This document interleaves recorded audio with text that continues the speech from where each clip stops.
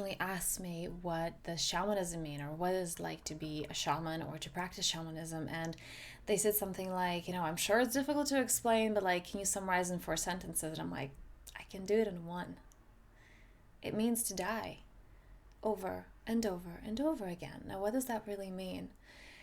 In shamanism, you can go deeper with this and do this huge practice that takes several months, and that is cutting the cords with absolutely anyone and everyone that has ever come in contact with you, that has ever shown up in your reality.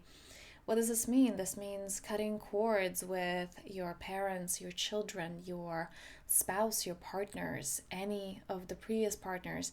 It also means going into such what seems insignificant relationships as, maybe the person at the cashier when you were 10.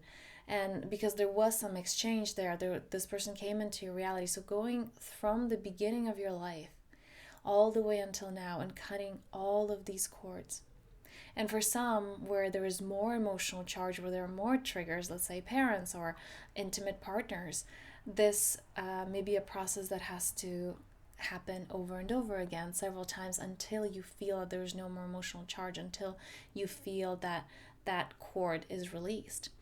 So this is a big part of shamanism. This is something that's necessary for anyone being really serious about the path. And I know for me, when I did this, I had to let go of my children. I remember a friend of mine was actually telling me about how a Buddhist practice is that this monk was talking about the importance of, when you hear about some natural disaster happening or some child dying, think of it as your child dying.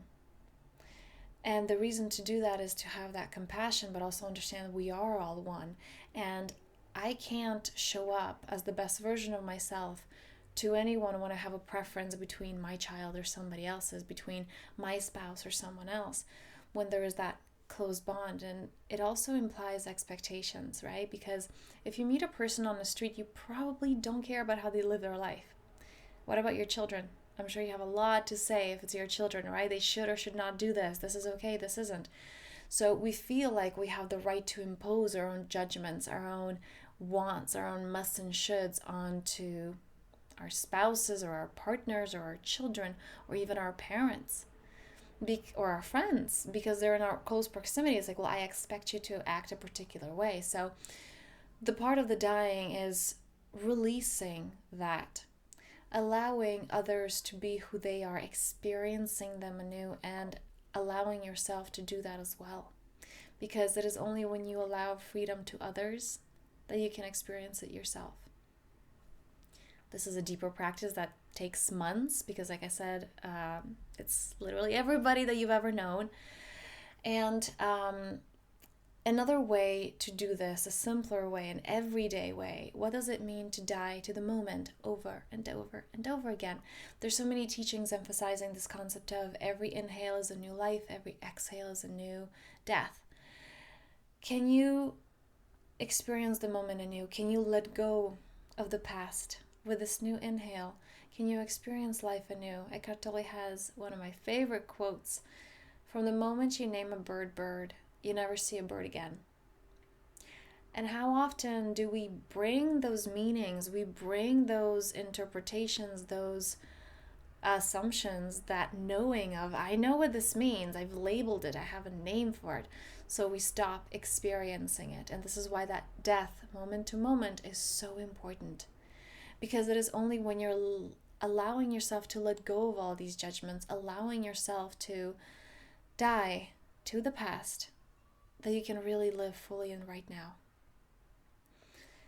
And this means, again, experiencing people anew. This means experiencing situations, because it's not just the negatives. This is what a lot of people are thinking, okay, I have to let go of those negative things and negative thoughts. The positive things are there holding you hostage just as much. When you had a beautiful experience, say you visited a place and it was fantastic, you absolutely loved it, it felt incredible, exhilarating, and then you're looking forward to go back to that place. And the second time you visit, it's not as good as you remember it to be. And therefore you get disappointed.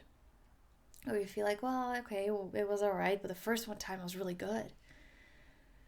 there is that comparison. You are already not in the now because you're caught up in the past. You're caught up in that past experience that blinds you and doesn't allow you to see the present moment.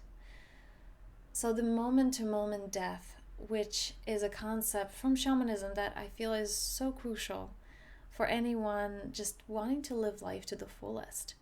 So with this one, I encourage you, where is it that you can do that? Maybe for the next hour, 30 minutes, where can you remember to, okay, I'm actually judging, I'm bringing judgments in from the past, where can I release that? And just noticing, at the beginning, just noticing how often you do that. In every single experience, like, oh, this always happens. This notion of always, how can it possibly be there if you're only here now? If the past doesn't exist, if you die to the past, how can that notion exist? You catch your mind where it's not present. It didn't die. It's taking everything here. So play this as a game with the mind, just noticing where is it that you're getting caught up in the past and bringing it into right now. And on this note, I'm wishing you a very powerful day.